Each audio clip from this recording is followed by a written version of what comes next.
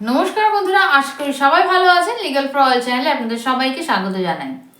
বন্ধুরা, 2025 সালের একেবারে নতুন একটি আইন, একটি জাজমেন্ট আপনাদের কাছে আজকে নিয়ে এসেছি বিবাহ বিচ্ছেদ সম্পর্কে।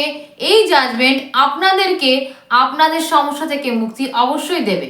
জাজমেন্টটি কি ঘটনা, কিভাবে সেখান থেকে আপনারা মুক্তি পাবেন সেই বিষয় নিয়ে আলোচনা করব। সঙ্গে থাকুন সম্পূর্ণ ভিডিও। বন্ধুরা, মূল আলোচনায় আসার আগে একটি ছোট্ট বিষয় আপনাদেরকে একটু মনে করিয়ে দিই যে এখনো যদি আমাদের চ্যানেলটি সাবস্ক্রাইব করে না থাকেন তাহলে অবশ্যই সাবস্ক্রাইব করে নিন। আর যদি আমাদের ভিডিওগুলি আপনাদের ভালো লাগে তাহলে অবশ্যই আমাদের ভিডিওগুলি আপনাদের আত্মীয় স্বজন বন্ধু বান্ধবের মধ্যে শেয়ার করে দেবেন যাদের এই ভিডিওগুলির প্রয়োজন। তো চলুন শুরু করা যাক আজকের ভিডিও। 19 নভেম্বর 1992 সালে এই দম্পতির কিন্তু বিবাহ হয় এবং এই দম্পতির বিবাহের পর থেকে তাদের মধ্যে কোনো ধরনের সম্পর্ক কিন্তু ছিল না। এরপরে 12/2008 সালে স্বামী একটি একতরফা ডিভোর্স কিন্তু ফাইল করেন ডেজার্শন এবং মেন্টাল ক্রুয়েলটির গ্রাউন্ডে।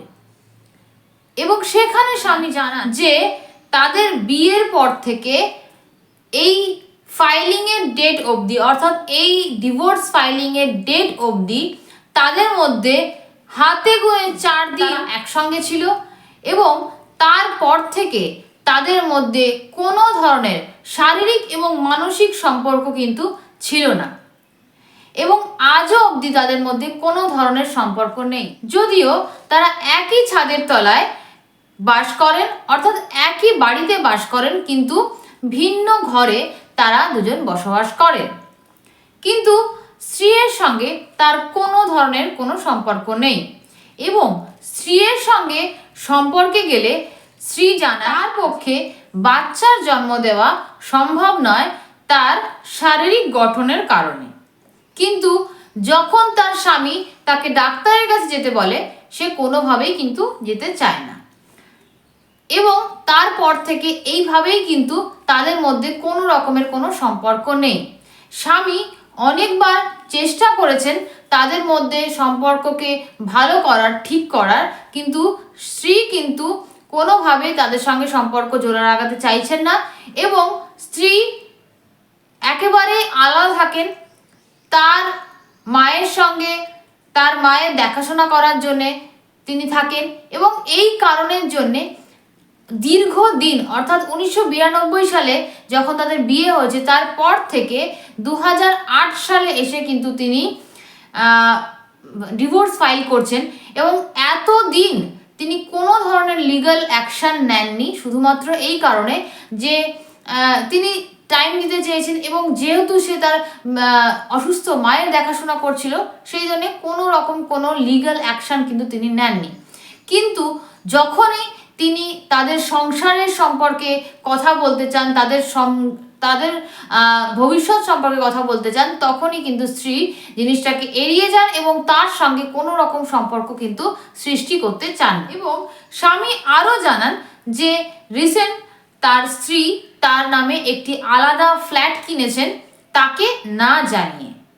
এই কারণেও কিন্তু তিনি আজ ডিভোর্স ফাইল করছেন এবং এরপরে যে ট্রায়াল কোর্ট কিন্তু তাদের মধ্যে এই যে ঘটনা সমস্ত কিছু খুঁটিয়ে দেখেন এবং দেখে এই রায় দেন যে তাদের মধ্যে যে সম্পর্ক ছিল এবং এই 10-12 বছর সম্পর্কের একেবারে কিছুই আর অবশিষ্ট নেই এবং তাদের মধ্যে ইমোশনালি কোনো অ্যাটাচমেন্টও নেই। তাই জন্যে এই ধরনের একটি মরা সম্পর্ককে টেনে নিয়ে যাওয়া কোনোভাবেই উচিত নয় এবং এটি একটি কিন্তু আরেকটি মেন্টাল ক্রুয়েলটি হবে যদি এই ধরনের সম্পর্ককে স্বামীকে আরও বেশি এগিয়ে নিয়ে যেতে হয়, আরও এগিয়ে নিয়ে চলতে হয়। এবং ট্রায়াল কোর্ট অর্ডার দেন যে কোনোভাবেই এই সম্পর্ককে আর জোড়া লাগানো সম্ভব নয়, অর্থাৎ ইররিট্রিভেবল ব্রেকডাউন অফ ম্যারেজ। এই গ্রাউন্ডে কিন্তু ট্রায়াল কোর্ট তাদের মধ্যে কিন্তু অ্যাকসেপ্ট করেন এবং ডিভোর্স ডিক্রি দিয়ে দেন। কিন্তু এই গ্রাউন্ডের উপরে নির্ভর করে স্ত্রী হাইকোর্টে যান এই রায়কে চ্যালেঞ্জ করার জন্যে। তিনি বলেন যে ট্রায়াল কোর্টের কোনোভাবেই এখতিয়ার নেই যে ইররিট্রিভেবল ব্রেকডাউন অফ ম্যারেজ এই গ্রাউন্ডে ডিভোর্স দেওয়ার, এবং এই গ্রাউন্ডে সত্যি কোনো এখতিয়ার নেই লোয়ার কোর্টের অর্থাৎ ট্রায়াল কোর্টের যে এই গ্রাউন্ডের উপরে ডিভোর্স দেওয়ার। এবং এই কারণের জন্যে হাইকোর্ট কিন্তু এই যে ডিভোর্সটি, এই ডিভোর্স ডিক্রিটিকে রিভোক করেন অর্থাৎ সেট অ্যাসাইড করে দেন। স্বামী তখন এই রায়কে চ্যালেঞ্জ করে সুপ্রিম কোর্টে যান এবং সুপ্রিম কোর্টে যাওয়ার পরে স্ত্রীকে যখন হাজির হওয়ার জন্য নোটিশ পাঠানো হয়, স্ত্রী কিন্তু হাজির হন না এবং তার পক্ষে কোনো অ্যাডভোকেটও কিন্তু হাজির হন না। এরপরে সুপ্রিম কোর্ট সমস্ত যে কেসটি সেটিকে পুঙ্খানুপুঙ্খভাবে খতিয়ে দেখেন, স্ত্রী এবং স্বামীর বক্তব্যকে খতিয়ে দেখেন। ট্রায়াল কোর্টের রায়, হাইকোর্টের রায়, এই সমস্ত রায়গুলোকেও কিন্তু তিনি পুঙ্খানুপুঙ্খভাবে কিন্তু খুঁটিয়ে দেখেন এবং এই রায়ে উপনীত হন যে স্ত্রী এবং স্বামীর মধ্যে 2001 সালের পর থেকে কোনো ধরনের শারীরিক সম্পর্ক ছিল না। এবং এই ঘটনা স্ত্রী খোদ তার বক্তব্যে কিন্তু বলেছেন এবং তাদের মধ্যে কোনো রকমের কোনো শারীরিক সম্পর্ক 2001 সাল থেকে ছিল না এবং এই এতদিন যায় 24-25 বছর তাদের মধ্যে কোনো শারীরিক সম্পর্ক কিন্তু হয়নি। এরপর আরও একটি পয়েন্ট সুপ্রিম কোর্ট বলেন যে তাদের এই বিবাহ বন্ধন থেকে কোনো সন্তান কিন্তু জন্ম নেয়নি, যেখান থেকেও জানা যাচ্ছে কিংবা বোঝা যাচ্ছে যে তাদের মধ্যে সম্পর্ক কিন্তু মধুর ছিল না। আরও একটি পয়েন্ট সুপ্রিম কোর্ট বলেন যে তাদের মধ্যে সমস্ত যে তাদেরকে একাত্ম করার যে চেষ্টা, সেই সমস্ত চেষ্টা কিন্তু বিফল হয়েছে, তাদের মধ্যে সমস্ত রিকনসিলিয়েশন কিন্তু বিফল হয়েছে।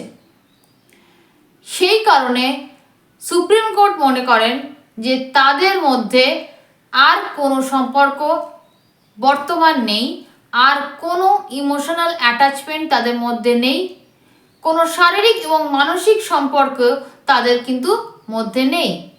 এরপরে আরও একটি ব্যাপার যে স্ত্রী নোটিশ পাঠানো সত্ত্বেও কিন্তু কোর্টে হাজির হননি এবং তার কোনো অ্যাডভোকেটও কিন্তু কোর্টে হাজির করেননি। এই একটি কারণও কিন্তু কোর্ট দেখেন যে তার এই কেসে কোনো ধরনের কোনো ইন্টারেস্ট নেই।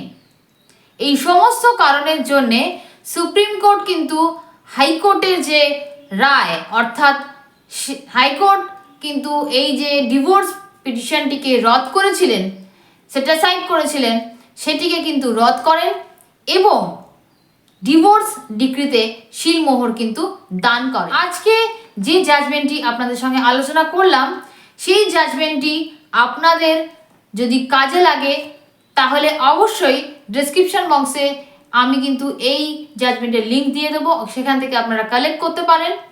আর এই ধরনের সমস্যা যদি আপনিও ভোগেন, এই ধরনের সমস্যা যদি আপনারও হচ্ছে, তো এই জাজমেন্ট আপনাকেও কিন্তু মুক্তি দিতে পারবে। এই ধরনের একটা কষ্টদায়ক সম্পর্ক থেকে আপনিও কিন্তু মুক্তি পেতে পারবেন, বিবাহ বিচ্ছেদ আপনিও কিন্তু পেতে পারবেন। তো আশা করি আজকে ভিডিও আপনাদের ভালো লাগলো। যদি ভালো লেগে থাকে তাহলে নিশ্চয়ই লাইক, কমেন্ট, শেয়ার করবেন এবং সাবস্ক্রাইব করে অবশ্যই আমাদের পাশে থাকবেন। বেল আইকন প্রেস করতে ভুলবেন না। দেখা হচ্ছে পরবর্তী ভিডিওতে। ততক্ষণ ভালো থাকবেন, সুস্থ থাকবেন। নমস্কার।